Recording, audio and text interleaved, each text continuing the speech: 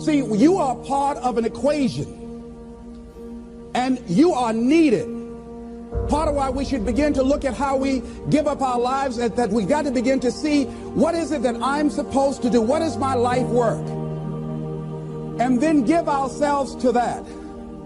Because as we do that, ladies and gentlemen, I guarantee you, as you begin to take on this new era that we're in, if you decide that I'm going to begin to start living life, I'm going to start giving more of myself, I'm going to start putting out more, contributing more to life, here's what's going to happen, ladies and gentlemen. I guarantee you that life will take on a whole new meaning for you. I guarantee you that life takes on a whole new dimension, that you'll be happier, you have a greater sense of happiness and fulfillment in life, that now you will begin to take off on some new paths to some newer horizons, that you'll begin to see life totally different than most people. You can either live your dreams or live your fears.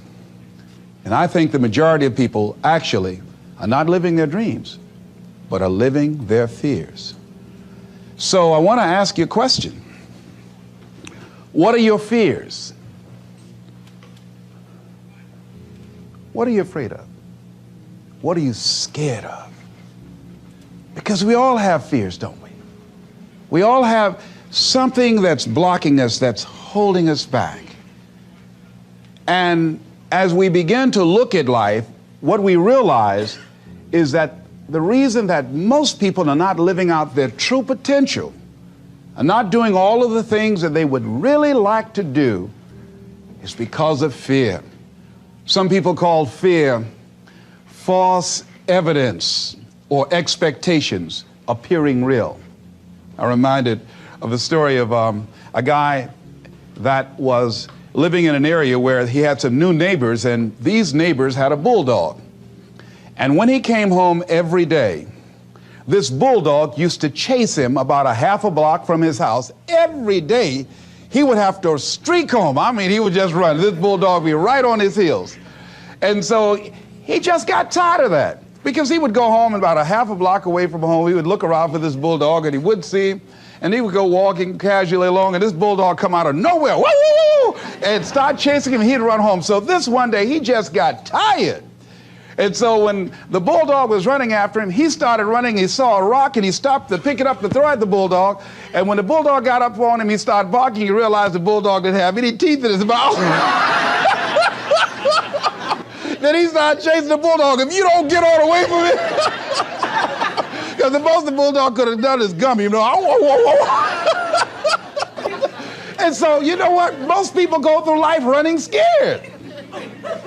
Running scared from things that have no teeth in them, because they're false expectations appearing real.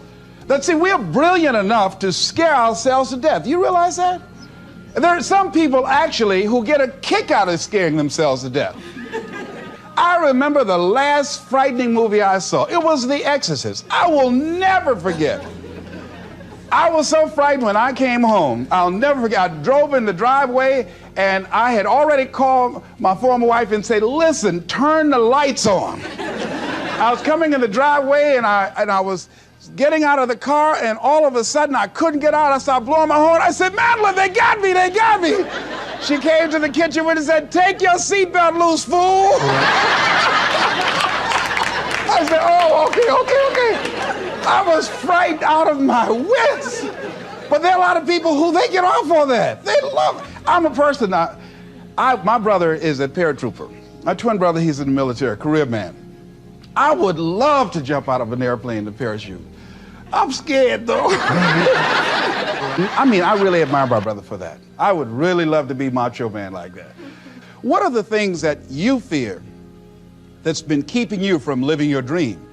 That's been keeping you from doing some things that you would like to do? Just think about those things. And how do we begin to handle that? Abraham Maslow said that life is about growth. And he said, you can either go back to your comfort zone, and there you won't find any growth, or you must be willing to go forward and face your fears again and again and again. because you're never going to have a fear-free existence. I mean, some fear is acceptable and legitimate. There are some things that you really should be afraid of. Now, you shouldn't allow it to immobilize you. You acknowledge it, you take it into account, and you carry yourself accordingly. There are times that we should proceed with caution, but it's the difference between being stopped by fear. It's the difference between having a fear and the fear having you. So what do? One, acknowledge it, and knowing that it's okay. Don't condemn yourself for being afraid. It's perfectly fine to have some fears. You acknowledge your fears, you embrace those fears, and then you move on. You act on whatever it is that you fear. Because once you embrace it, see, what you resist will persist. What you resist will persist. So one of the most important things is to begin to embrace your fear. The fear of bodily harm, that's legitimate. When I was a disc jockey in Columbus, Ohio, you know, I was young, about 22, 23, thought I was tough, and I was on the air, and Al Green, who was a great performer at that time and still is now singing gospel music, had a record. His first hit record was Back Up Train. So a guy came in the town and was impersonating Al Green. I happened to know Al Green because I'd already booked him. And so when I found out this guy was impersonating Al Green, I came on the air and did an editorial about him, and I exposed him. He was a rather big fellow, and so he had the word out that when I see this guy Les Brown, the disc jockey, I'm going to knock him in the mouth for having a big mouth. So I was driving down Main Street in Columbus, Ohio, had my son in a car, and I always had this little saying, hey, if anybody ever put a threat on me, I'm going to make them honor it. So I saw this guy in the street. So I pull around. I said, excuse me, I'll be right back. Got out of the car. I said, hey, man, I heard you said that you were looking for me. I'm Les Brown. He said, you are? I said, yeah. I said, what is it? I'm the one that said that you were an imposter. I said, I want to know what you're going to do about it. He opened his coat and he had a gun there. I say, but whatever I said to hurt your feelings, I want you to know it's all right.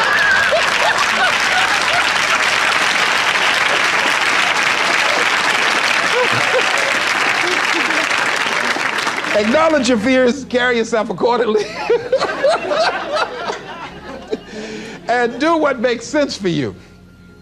Well, one major fear I've always had is a fear of the dentist. And this fear had me. I didn't have that fear. And what really reinforced it, you got to watch things that can feed your fear. I saw a movie that most people would not remember. This movie was starring Dustin Hoffman. It's called The Marathon Man, with Laurence Olivier. When he's trying to get a confession out of here. And he took this drill out. Let me tell you something. When he went in Dustin Hoffman's mouth with that drill, I had $1 worth of popcorn. That popcorn went everywhere. Oh! Do you know I could not go to the dentist for 5 years? I had left broadcasting, went to the Ohio legislature, had an impacted wisdom tooth. Now that hurts. And I would call, and as soon as the people would answer the phone, I would hang up. That's how frightened I was. Dr. Hamler's office, boom, I'd hang up. Then I got to the point where I could just ask for an appointment. Hello? And I wouldn't give my real name. Because I knew I wasn't going to keep it. I'd give anybody's name, Joe Jiggly Jim, it didn't matter. Then pretty soon I got to the point where I could give my name. It was about 4 years after that, you know. I said, my name is Les Brown. Then I would call back and say, look here, due to my legislative agenda, I won't be able to make it. So the lady finally said on the phone, she said, you're scared, aren't you? I said, no, I'm not. She said, then why don't you come in? I said, that's none of your business. She said, you're not coming in because you're scared. I wish you just would not waste our time. And she hung up. I said, you have no right to do that to people like me, you know? So finally, to make it long and short of it, I was hurting so bad, I said, wait a minute, I've got to do something. And I said, what am I afraid of? Go there and handle it. I said, man, I said, Dr. Hamler, I just can't hear this drill. I mean, if you can do whatever, I don't need to hear this drill, that sound, you know, that's what gets me, that drill. Don't pull that drill out on me. He said, just calm down, calm down. And it wasn't really bad as I thought it was. One of the things you find out that when you face your fears, is not as bad as you think it is. And when people tell you, I just can't do it, I can't handle it, I mean, really, I can't handle it, what they're envisioning is that they're not going to be here. They're going to clock out like you're going to die. And guess what? We all had occasions when we confronted our fears, we had to do something we felt uncomfortable with, we didn't want to do it, and we did not die. They didn't come take us and put us in a box somewhere. Am I right? So what we've got to begin to do, how do we handle that? What's the process? Because it's all up in here. One, I think, is imagine the worst case scenario. I just imagine that he went in my mouth and with this drill and that I just croaked out. Then I imagine, that's the worst case scenario. Then I had another technique I used. Visualize yourself being more than able and capable of handling it. And I used to have a tremendous inferiority complex about speaking before people that I felt who had more going for them than I did. Because I'm not college trained, I used to feel that college people were the most intelligent people on the planet. And there was nothing I had to say for them. And what will they listen to me for? That's the way I felt. And so I had to visualize myself speaking before them, speaking before various audiences that had more going for them than I did, and realize and appreciate my own value and that I was a worthwhile person, even though I didn't have all going for me. I didn't have the money, I didn't have the education that they had. So part of the process is seeing yourself, being worthy, being capable, having what you need to make you a worthwhile person, and that you're more than able, and that you deserve to be listened to, or you deserve to have that dream and that passion and whatever it is that you see and envision there. You've got to see it in your mind's eye and know that you've got what it takes. Repeat after me, please. I must see in my mind's eye. See myself. Confronting my fears. Handling my fears. I'm more than able. Shake somebody's hand on your right and left and say, you got the right stuff.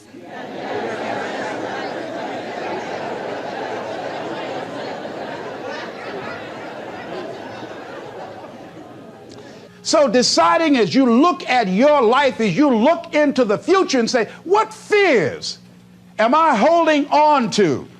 What fears that I'm allowing to imprison me, that's keeping me from breaking out, that's keeping me from living up to my true potential, that's keeping me from really being happy, that's keeping me from having a sense of adventure and excitement in my life?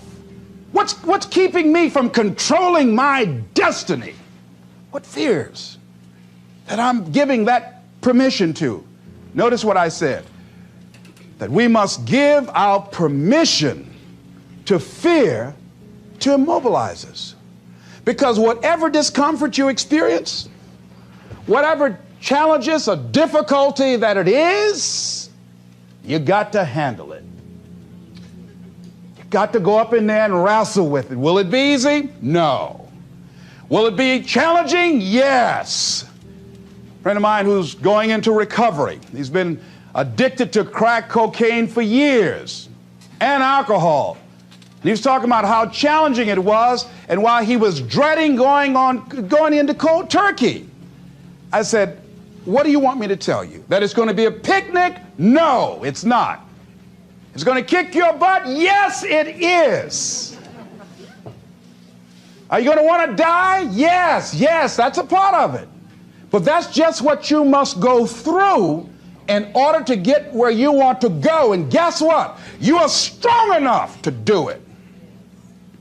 You're strong enough, and your life is worth whatever you have to go through to get past this addiction. Whatever you have to do. This dream you got, whatever you want to do, will it be easy to just run out there and do it? No. Will it happen overnight? No. Will it be a struggle? Yes. Will there be times when you can't make ends meet? Yes, that's a part of it. Will there be times you won't know what to do? Yes, that's a part of it. Will you have some opposition? Will things go wrong sometimes? You will have many visits from Murphy. Now, if you're saying, well, who's Murphy? Don't worry.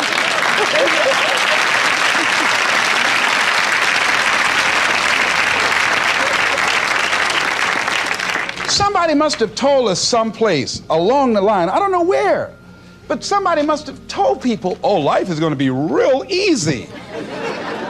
No, if they told you that, I've got a special announcement. They lied. I'll never forget, I had a special piece of legislation I wanted to get passed, and I said to a guy, I said, look here, can I count on your vote? He said, yes, and look here, if I can't count on it, let me know. There's another guy that owes me a chip, and I can call on that, and I won't need your vote, but I do need it. If you say you're going to do it, do it. He said, you can count on it. Legislation came up, he voted against my bill passed. I went back to him and said, hey, I told you I needed the vote, but if you couldn't give it up, let me know, I would get somebody else. I said, why did you tell me? He said, I lied.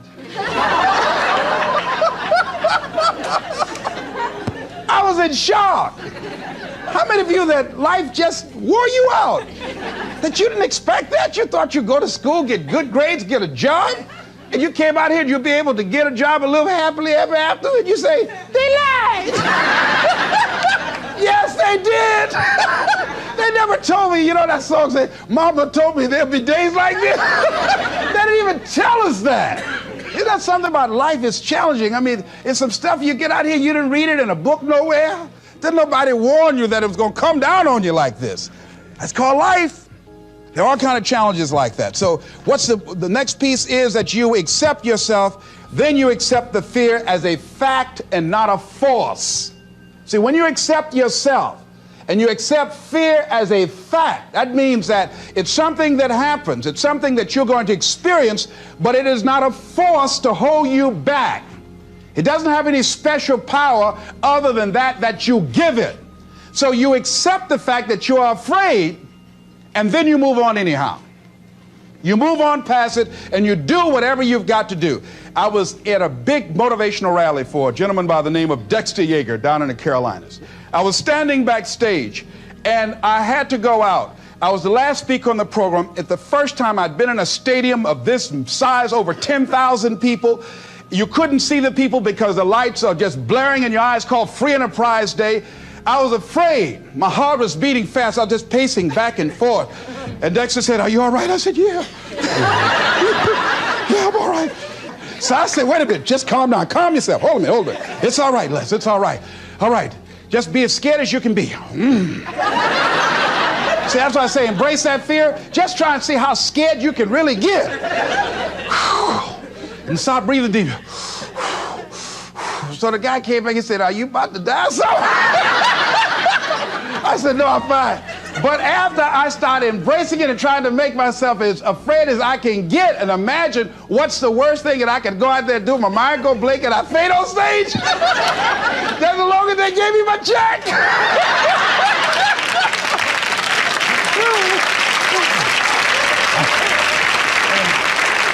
But once I started laughing at myself, I started talking to myself. I said, you know you scared today? And I said, I just calmed myself down. And I went out there and I cooked. And that's what you got to do. I had another experience where I was at a major corporation, and it was one of my first major presentations I was going to do for this corporation. And I had 4 other presenters that had large firms.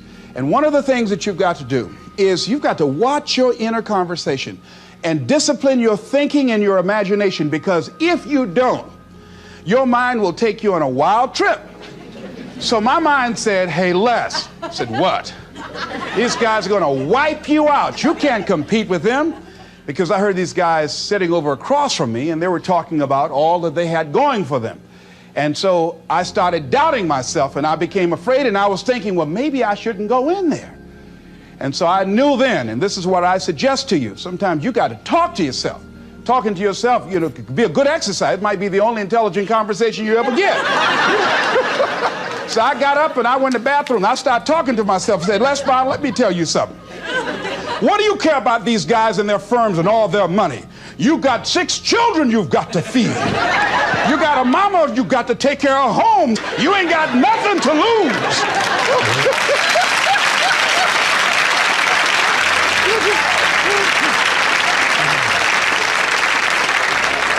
I went in that room and looked at those people. I said, don't you do nothing till you hear from me. And I got that contract too. You got to do that.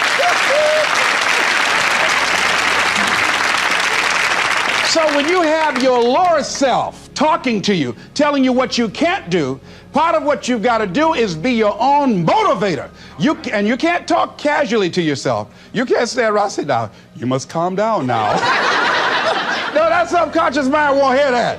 You've got to have a good conversation to yourself. Hey, and answer yourself, too. Don't pay these people any attention. You answer yourself. Hey, what you going to do? I'm going there and get off. All right, very good. Go in there and take care of business. You've got to talk to yourself, and you build yourself up, and you'll feel your energy level coming up, and people will feel that around you. See, now, if you go through life being afraid, people can sense that.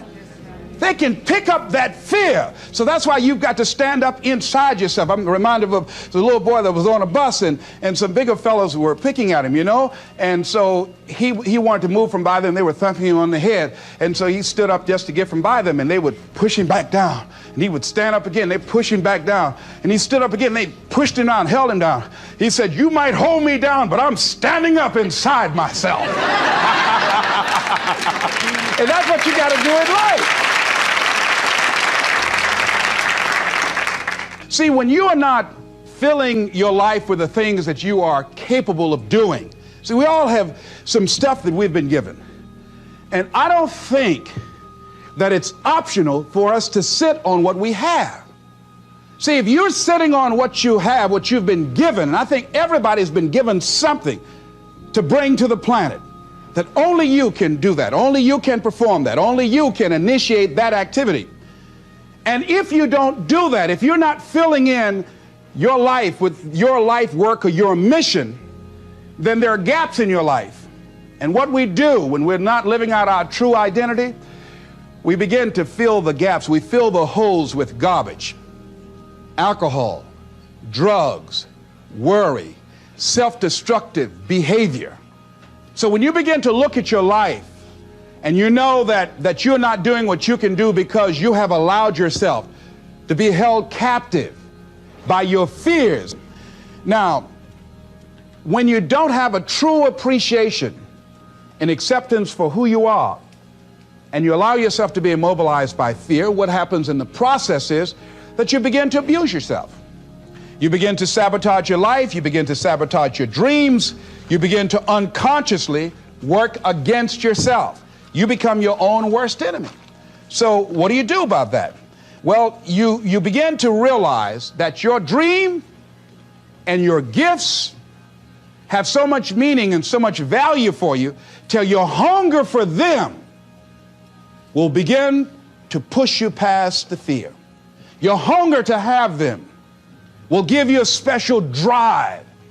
As you work on yourself, as you begin to acknowledge your true identity, the true power that you have, the true capacity you have to bring about change, the miracle working power that you have within yourself to do the things that you want to do.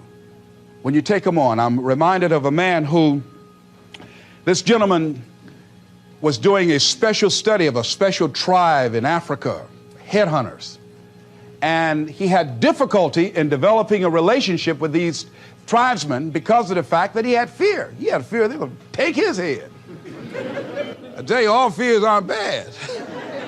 That was a legitimate fear. That was a good fear to give you a headache. So he worked there for a long time with no effort, no progress in developing a relationship and rapport and being able to achieve a level of trust. So finally one night while he was in bed, he was thinking about it. I said, what is it that you came here to do? What is your life work as a missionary? He said, I wanted to study these tribesmen. I said, what's the worst thing that they can do to you? Kill you. And he just decided, hey, this is what I came here to do. I know that there's some risk involved, and I'm going to do it, come what may. He said, I'm not going to be afraid anymore. He went back the next day, and he started doing the work and trying to talk to and interview many of the members of this tribe. And they began to respond to him. They threw out the welcome mat to him. And years later, when people came to see what his progress was, they asked him, how were you able to do this? How did you convert the relationship from being hostile to that of being positive? And he said something I think has value for all of us. He said, when life can no longer threaten you with death, he said, what else is there?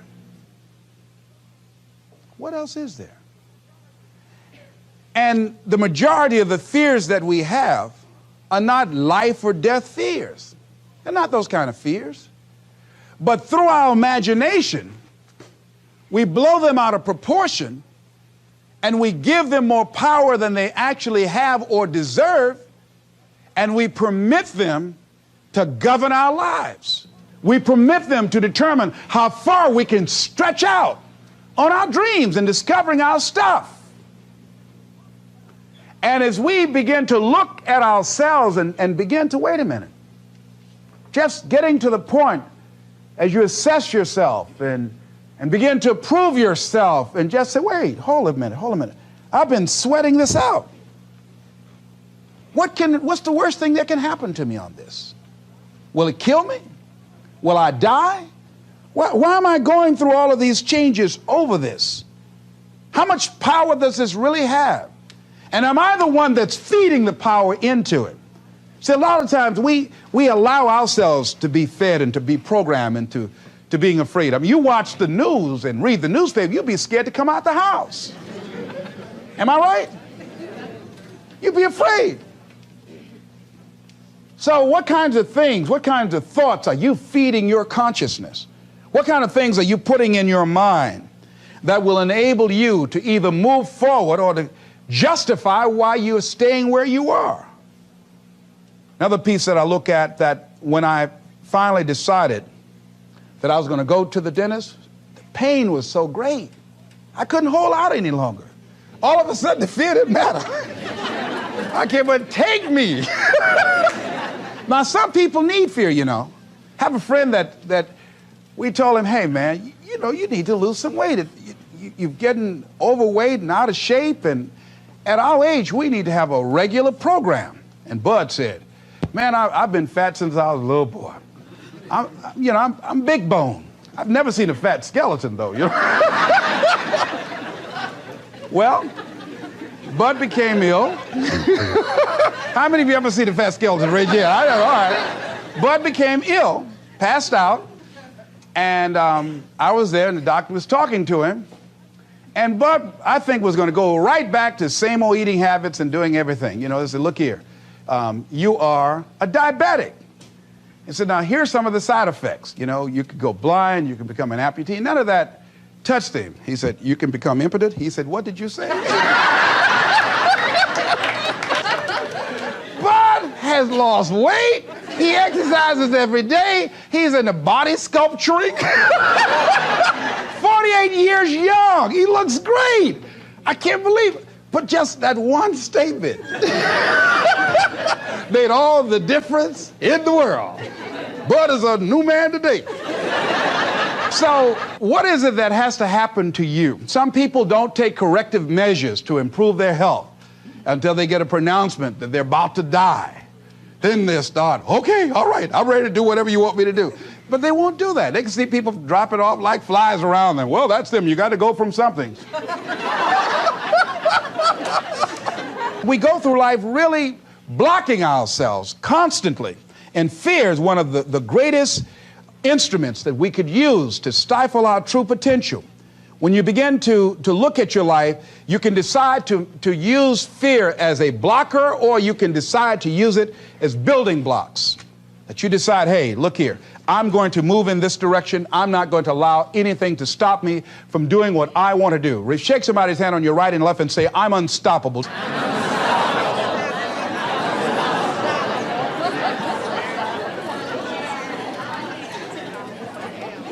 See, when you begin to understand and acknowledge your fear, and you go forth anyhow, you go forth in a spirit and a knowing that there's a way that you can begin to handle this. There's a way out here somewhere. There's a solution.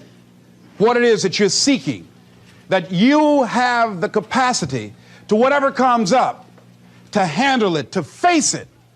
And rather than feeling powerless, you begin to feel powerful. See, when all of the major downsizings that are taking place around this country, there are a lot of people who are biting their fingers in fear that they might lose their jobs. But there are few people who have decided within themselves, I'm going to make it. Some people aren't waiting to be cut. Some people are moving on their own because they feel within themselves, I've got what it takes to make it. They're not afraid about tomorrow because of how they see themselves, because of what they feel that they deserve, because of what they feel that they can create for themselves. Because these people have decided, as they look at the future, as they look at themselves, there's a way. Where there's a will, there's a way for me to begin to create a way out of no way. And when you have that kind of consciousness, when you have that kind of spirit, nothing can stop you. Nothing. What would your life be like as you look toward the future if you decided, I'm not going to allow my fears to stop me? What would your life be like? What would your future be like if you decided to want that which you desire so strongly that it prepares you past your fears, that you experience the fear, as the one book says, feel the fear and do it anyway? What would your life be like?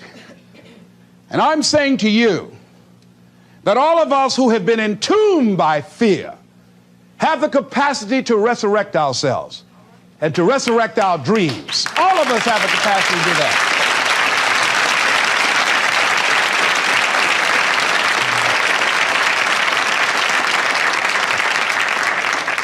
And you have, is it easy? No. It's not easy. Can I do it? Yes. What's one of the ways to get started? Some of us need somebody to hold our hands. Sometimes we need somebody to help us out. Be willing to say, I don't know. Be willing to reach out. Be willing to get some assistance to take you to the next level. One great athlete, you never expect boxers to make profound statements. I think it was Joe Frazier who said this one. He says, all of us are like the blind man at some point in our lives standing on the corner, waiting for somebody to lead us across.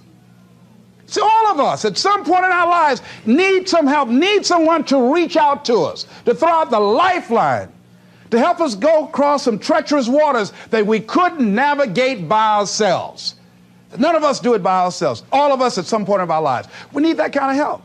We need that kind of assistance because we grow from the people we have in our lives that can enrich our lives personally, professionally, spiritually, and all the dimensions of our lives. We don't grow in a vacuum.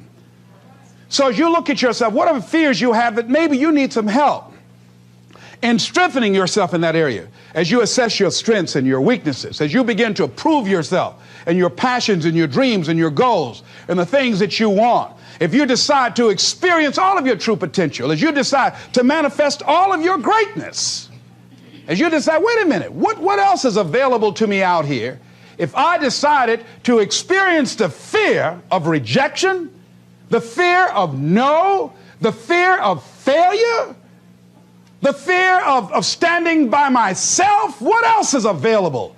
Of taking a chance, a fear of losing it all. What else is available to me that will bring some extra meaning and value? The fear of people not liking me. You know how many people do things they don't want to do because they want everybody to like them? Everybody's not going to like you. Excuse me, special announcement. Everybody's not going to like you.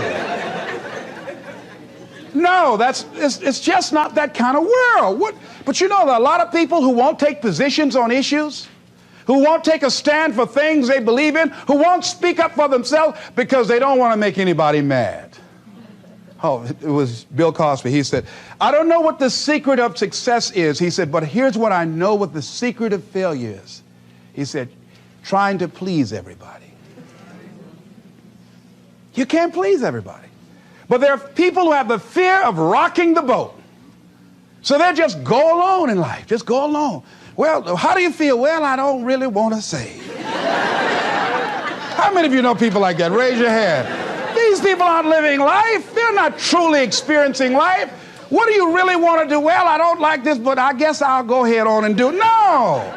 The life is too short for that.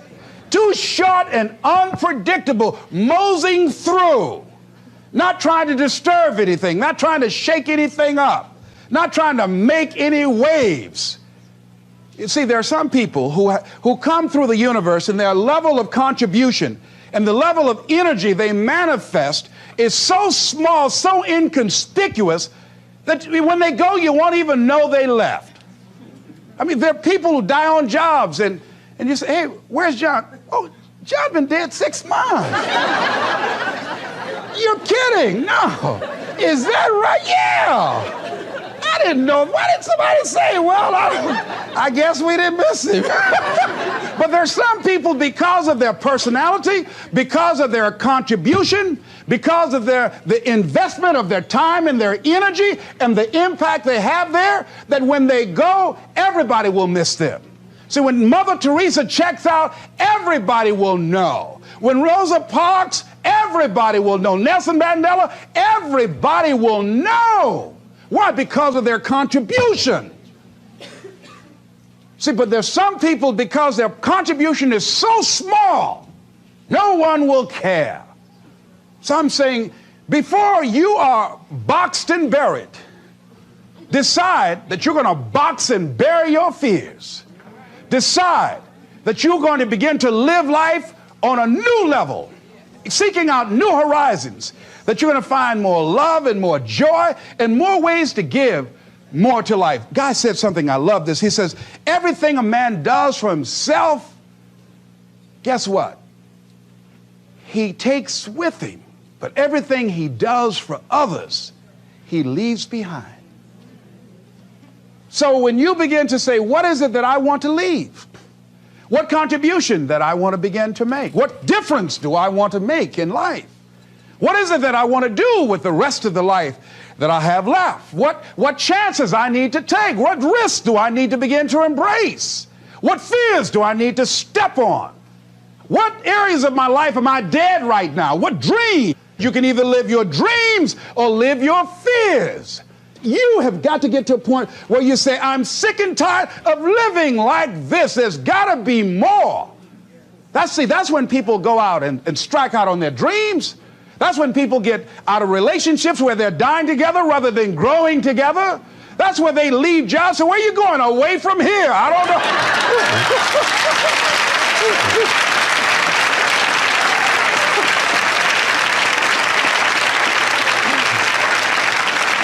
Do you have another job? No, I don't. How are you going to make it? I don't know, but I will.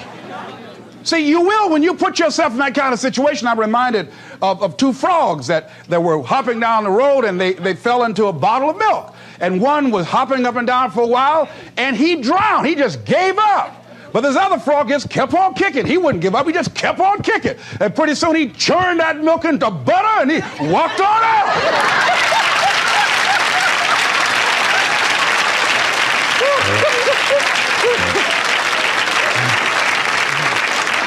So I'm saying, when life catches you by the neck and blind slap you, whap and knock you down, I said, just keep on kicking, and you can kick on out of those circumstances, whatever they are, not be intimidated by them.